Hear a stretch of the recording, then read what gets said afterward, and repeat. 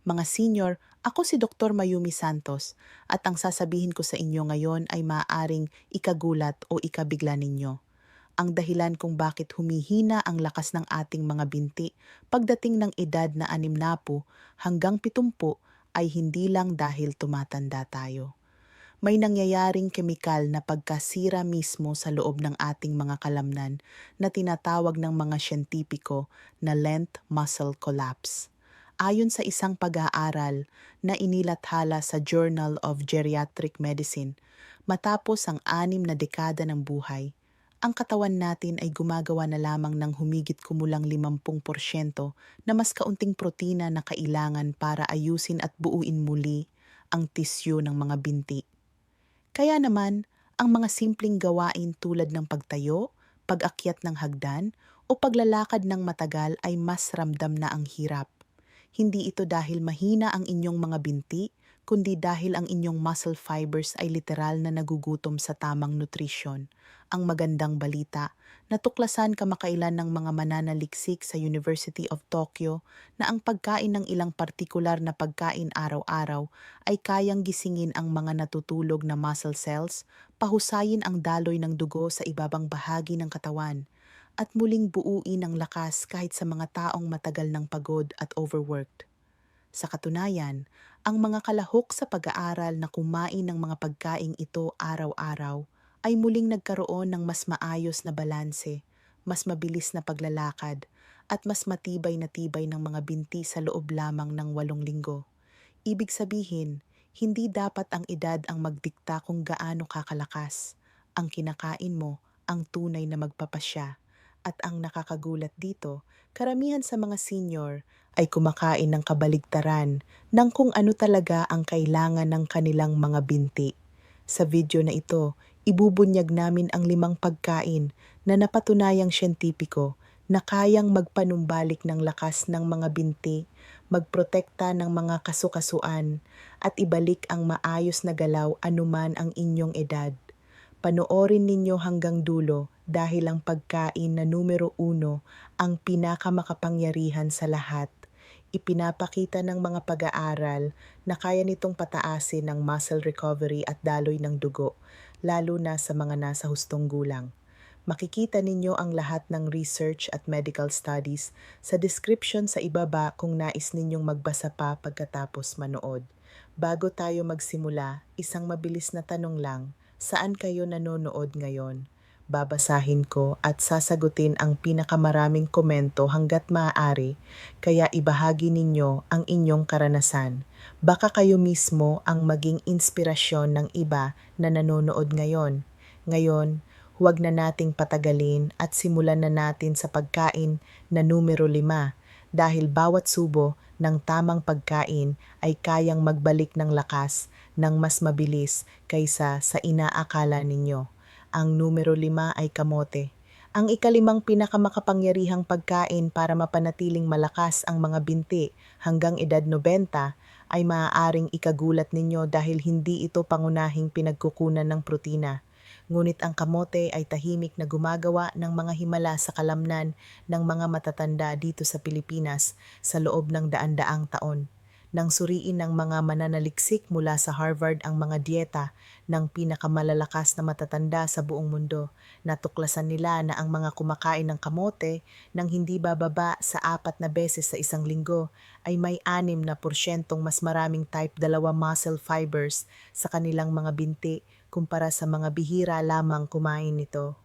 Ang kamote ay may taglay na beta-carotene na ginagawang bitamina A ng ating katawan. At ang bitaminang ito ay may kakaibang ginagawa sa loob ng ating muscle cells na kamakailan lamang lubusang naunawaan ng mga siyentipiko. Pinoprotektahan nito ang mitochondria na maihahambing sa mga power plant sa loob ng ating muscle cells laban sa oxidative damage na naiipon habang tayo ay tumatanda, para itong paglalagay ng panlaban sa kalawang ng makina ng inyong katawan.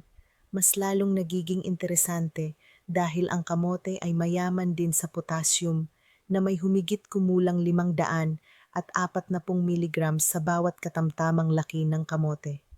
Napakahalaga nito para sa tamang pag-urong ng kalamnan at sa pag-iwas sa masakit na pulikat sa binti tuwing gabi na karaniwang nararanasan ng maraming nakatatanda.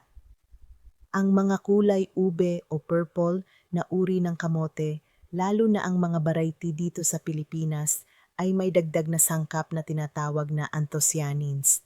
Natuklasan ng mga mananaliksik na kaya nitong pataasin ang muscle endurance ng hanggang 23%. Ngunit mahalagang tandaan na ang paraan ng paghahanda ng kamote ang talagang may malaking epekto sa benepisyo nito para sa lakas ng binti.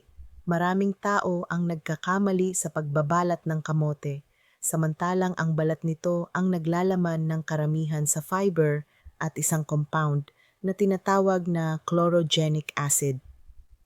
Tinutulungan nito na kontrolin ang blood sugar at maiwasan ang biglaang pagtaas ng insulin na maaaring magdulot ng pagkasira ng muscle tissue. Ayon sa mga eksperto sa mahabang buhay mula sa Japan, ang pinakamainam na paraan ng pagluluto ay ang pag-steam ng buong kamote na may balat sa loob ng humigit kumulang 25 hanggang 30 minuto hanggang sa ito ay lumambot ngunit hindi nagiging sobrang lapot. Sa ganitong paraan, napapanatili ang pinakamaraming nutrisyon at tumataas pa ang kakayahan ng katawan na sumipsip ng beta-carotene ng hanggang 3% kumpara sa pagpapakulo o pag-microwave. Pagkatapos steam, hayaang lumamig ng kaunti at kainin ito kasama ng kaunting taba, tulad ng isang kutsarita ng olive oil o coconut oil dahil ang beta-carotene ay natutunaw sa taba at kailangan ito ng katawan upang masipsip ng maayos. Mahalaga rin ang tamang oras ng pagkain. Ang pagkain ng kamote mga 2 oras bago ang inyong araw-araw na paglalakad o anumang aktibidad na gumagamit ng binti ay nagbibigay ng tuloy-tuloy na enerhiya na direktang napupunta sa muscle cells nang hindi nagdudulot ng biglaang pagtaas ng asukal sa dugo. Para sa pinakamainam na benepisyo, sikaping kumain ng isang katamtamang laki ng kamote na halos kasing laki ng inyong kamao nang hindi bababa sa 4 na araw sa isang linggo. Subukan ding magpalit-palit ng kulay kahel at ube na mga uri upang makuha ang buong hanay ng mga sangkap na nagpoprotekta sa kalamnan. Maraming centenarians sa Batanes at sa mga rural na bahagi ng Pilipinas ang talagang kumakain ng kamote bilang almusal. Minsan ito ay dinudurog at hinahaluan ng kaunting tuyong bagoong na may dagdag na probiotics upang mas mapabuti ang pagsipsip ng nutrisyon ng katawan. Kitang-kita ang resulta. Ang mga matatandang sumusunod sa ganitong paraan ng pagkain ay may lakas ng quadriceps na maihahambing sa mga taong 30 taon na mas bata sa kanila. Pero kung ang kamote ang pundasyon, ang susunod na pagkain ay parang pagdaragdag ng rocket fuel sa lakas ng inyong mga binti. Bago tayo magpatuloy, pindutin muna ang like button at mag-subscribe. Huwag ninyong palampasin ang mga tip na maaaring magbago ng inyong buhay. Ang numero 4 ay sardinas. Ang sardinas ay marahil ang pinakaminamaliit na pagkain pagdating sa pagpapalakas ng binti sa buong mundo. At ang mga pag-aaral tungkol dito ay talagang mapapamangha kayo. May isang makasaysayang pag-aaral mula sa University of Barcelona na sumubaybay sa 8,000 matatandang kalahok sa loob ng 5 taon at natuklasan na ang mga kumain ng sardinas kahit 2 beses lamang sa isang linggo ay nagkaroon ng 78% mas kaunting pagkawala ng muscle sa kanilang mga binti kumpara sa mga umiwas dito. Ang sardinas ay puno ng omega-3 fatty acids, partikular ang DHA at EPA, na gumagawa ng isang kahangahangang bagay sa loob ng inyong muscle cells na hindi kayang tularan ng ibang nutrisyon. Ang omega-negative na ito ay literal na nagiging bahagi ng membrane ng bawat muscle cell sa inyong mga binti, kaya nagiging mas flexible at mas tumutugon ang mga ito sa mga signal para sa paglaki. Para itong pag-upgrade ng istruktura ng inyong cells mula sa matigas na plastic patungo sa nababanat na goma. Ngunit ito ang talagang espesyal sa sardinas pagdating sa lakas ng binti. Isa ito sa iilang pagkain na nagbibigay ng kumpletong kombinasyon ng bitamina E, calcium at protina sa iisang pakete. Ang isang lata ng sardinas na may buto ay may humigit kumulang 35 hanggang 50 milligrams ng madaling masipsip na calcium na mahalaga para sa pag-urong ng kalamnan at may mga 20 international units ng bitamina E na karamihan sa mga taong lampas 60 taon ay kulang na kulang dito. Ang kakulangan sa bitaminang ito ay direktang inuugnay sa panghihina ng mga binti at mas mataas na panganib ng pagkadapa. Ipinapakita ng mga pag-aaral na ang pagwawasto nito ay kayang magpataas ng lakas ng binti ng hanggang 4% sa loob lamang ng 3 buwan.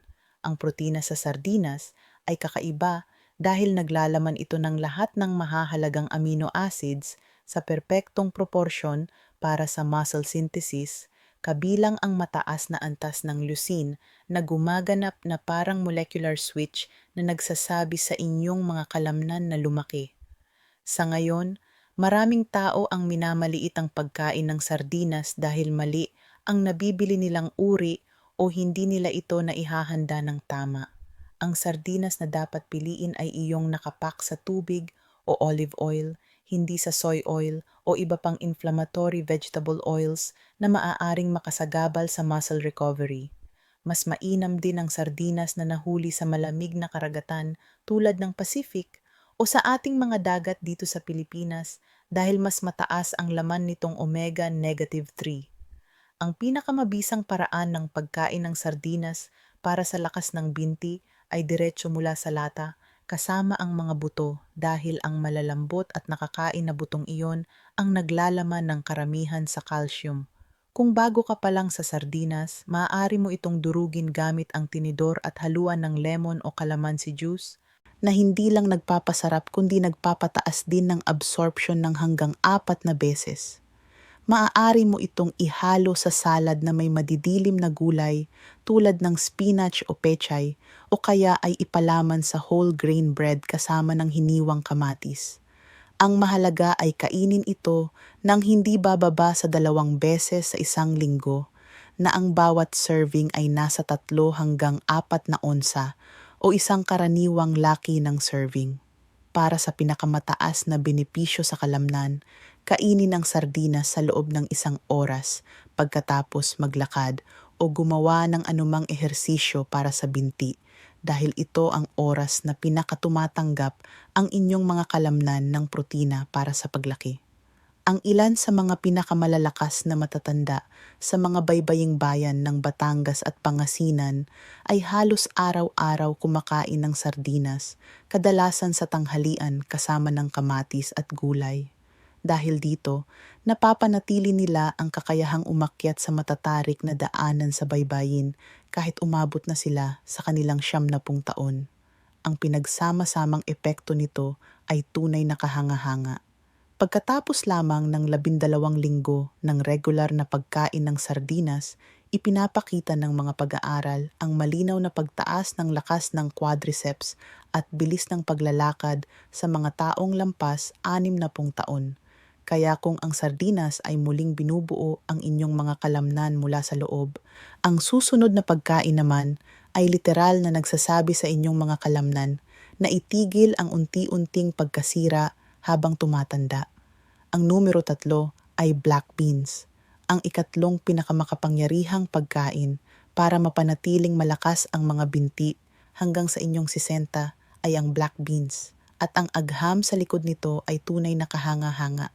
Natuklasan ng mga mananaliksik sa National Institute on Aging na ang mga matatandang kumakain ng black beans nang hindi bababa sa 5 beses sa isang linggo ay may mga kalamnan sa binti na mukhang 0 hanggang 15 taon na mas bata kumpara sa mga bihira lamang kumain nito.